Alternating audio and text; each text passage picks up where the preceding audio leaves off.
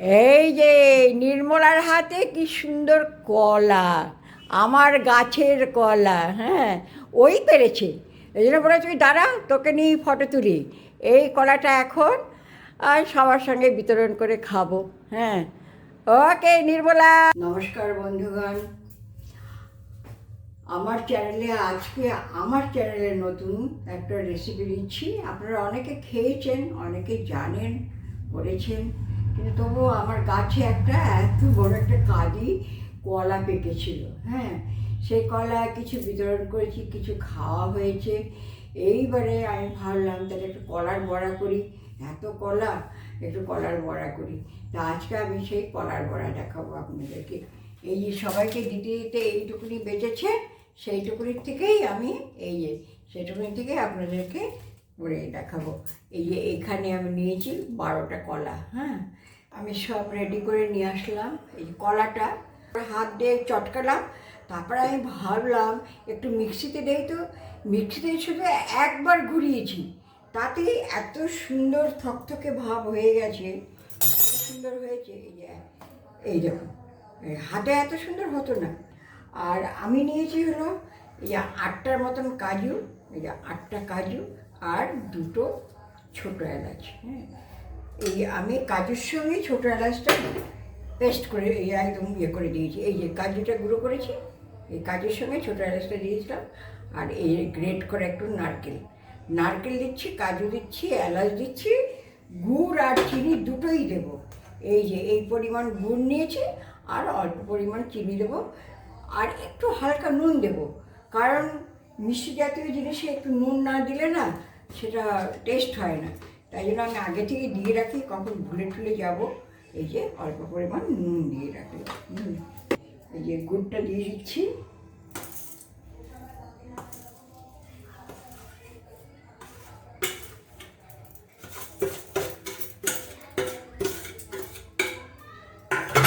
হাত তো লাগাতেই হবে, তাও যতক্ষণ চামচে করা যায়। চিনিও দিয়ে দিলাম 3 টেবিল স্পুন।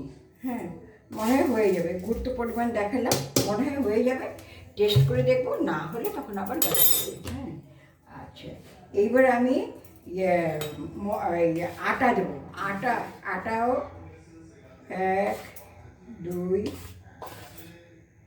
3 টেবিল স্পুন দিলাম। হ্যাঁ, এইবারে দেবো হলো আমি চালের গুঁড়ো। এবারে দেবো আমি চালের গুঁড়ো। এই চালের গুঁড়ো ঠুড়ো সব আমার ঘরে তৈরি। হ্যাঁ, চালের গুঁড়ো আমি ঘরে তৈরি করি। এই যে যদি আপনারা দেখতে চান চালের গুঁড়ো ঘরে কীভাবে তৈরি করা হয়, তাহলে আপনাদেরকে আমি করে দেখাবো।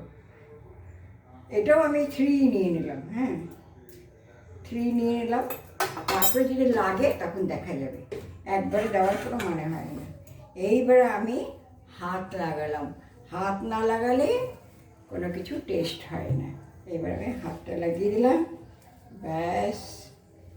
এবার খুব ভালো করে এটাকে চটকাবো। যদি দরকার হয় তাহলে আরেকটু চালের গুঁড়ো দিয়ে দেবো আমি। আর আটা দেবো না, এবার চালের গুঁড়োই দেবো, তাহলে মুড়মুড়ে হবে ভালো।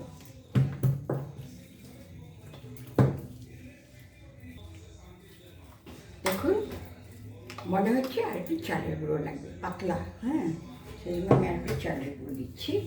দরকার হলে আর একটু আটাও দিয়ে দেবো। আগে চালের গুঁড়োটা দিয়ে দেখি কেমন হয়, তারপরে যদি মনে হয় তাহলে আটা দেবো।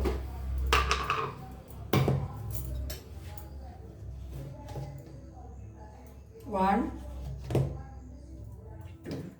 2 টেবিল স্পুন আমি চালের গুঁড়ো দিলাম, দেখি কি হয়। না, ওরে বাবা, কলা এত পাতলা যে কি বলবো, একটু আটা লাগবে। এখানে যেটুকুনি আটা আছে 2 টেবিল স্পুন হবে, আমি দিয়ে দিলাম। আর একটু চালের গুঁড়ো দিলাম। এটা হলো, আপনাকে আমি মাপটা ঠিক বলতে পারবো না, আপনার করতে করতেই আপনার আইডিয়া হয়ে যাবে আর একটু কি চালের গুঁড়ো লাগবে কি আটা লাগবে।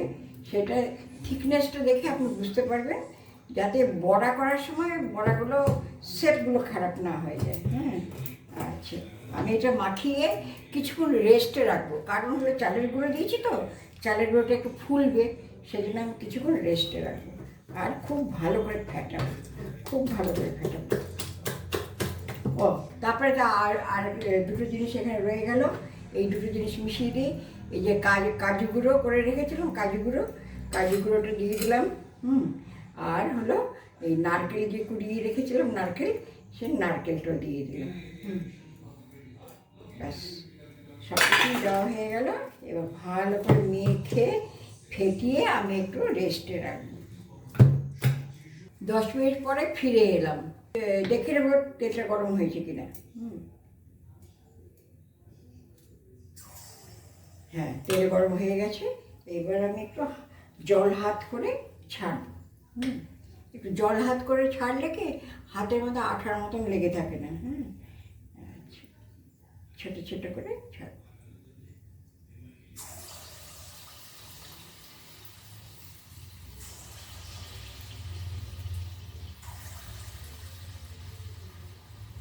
সব ঠিক আছে।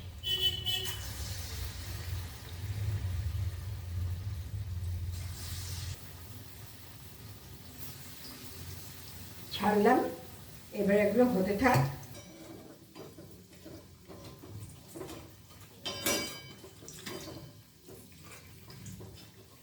উল্টে দিলাম, এক পিঠ হয়ে গেছে, আরেক পিঠ উল্টে দিলাম। সিমে সিমে করলে কি জিনিসটা ভালো হয়, ভাজা ঠাজাগুলো সব সিমে করলে খুব ভালো হয়। এক পিঠ উল্টে দিয়েছি।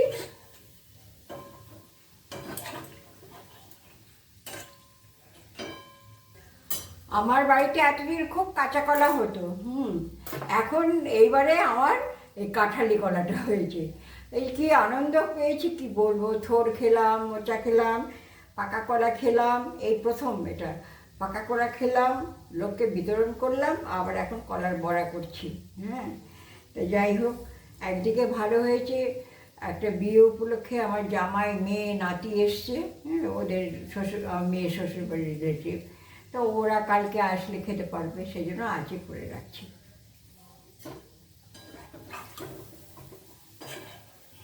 এই লাল ভাজা হয়ে গেছে, এবার আমি ছেঁকে তুলে নেব। এই যে একটা আমি আগে তুলে রেখেছি, যেটা মানে গোলাটা ঠিক না হলে পরে এরকম লম্বা লেজের মতন হয়ে যায়, দেখতে পাচ্ছেন, লম্বা লেজ হয়ে গেছে, গোল হয়নি এটা। সেই জন্য তখন আবার আটা মিশালাম, আটা চালের গুঁড়ো মিশিয়ে 15 মিনিট রেস্টে রেখে দিলাম, তারপরে ঠিক হলো। তলায় একটা টিস্যু পেপার দিয়েছি যাতে তেলটা শোক করে নিয়ে যায়। তেলটা আমি ভালো করে ঝরিয়ে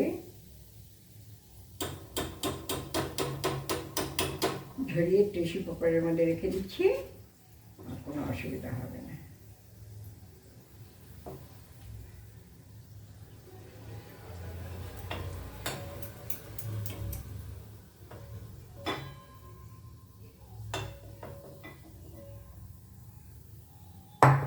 টিস্যু পেপার দিয়েছি তেলটা শোক করার জন্য। আর এই হলো আমার কলার বড়া। কলার বড়া এখন ঠান্ডা হলে তখন খেয়ে টেস্ট করে বলবো কেমন হয়েছে। ঠিক আছে, থ্যাংক ইউ। ওকে, যেটা আমার বলার সেটা বলছি। দেখবেন ভিডিওটা, দেখে কেমন লাগলো বলবেন। আর বাড়িতে কলা থাকলে এরকমভাবে বানিয়ে খাওয়ার চেষ্টা করবেন। সবসময় তো একই রকমের রান্না খাওয়া ভালো লাগে না, একটু ডিফারেন্ট হলে পরে ভালো লাগে, তাই না? আমার তো তাই মনে হয়, আমার একঘেয়েমি রান্না একদম ভালো লাগে না। কিন্তু এখন তো অন্যের হাতে চলে গেছে রান্না, তবুও আমি চেষ্টা করে ওকে দিয়ে ভ্যারাইটিস রান্না করাতে। তো যাই হোক, তা খেয়ে দেখবেন একদিন, কেমন লাগে বলবেন আমাকে। কমেন্টস করে বলবেন, লাইক করবেন, কমেন্টস করবেন, আর সাবস্ক্রাইব করবেন, আর পারলে একটু শেয়ার করে দেবেন। ঠিক আছে, আপনারা ভালো বললে আর কমেন্টস করলে আর সাবস্ক্রাইব করলে তবে না আমি এগোতে পারবো। আপনাদের অপেক্ষায় রইলাম। ওকে, থ্যাংক ইউ। খাও, কেমন হয়েছে? খুব ভালো হয়েছে। কলার বড়া খুব ভালো লাগে। কলার বড়া, এটা কিন্তু তালের বড়া নয়, কলার বড়া, আমার গাছের কলার বড়া। খুব ভালো। ভালো হয়েছে? আচ্ছা, মিষ্টি সব ঠিক আছে? হ্যাঁ, ঠিক আছে, থ্যাংক ইউ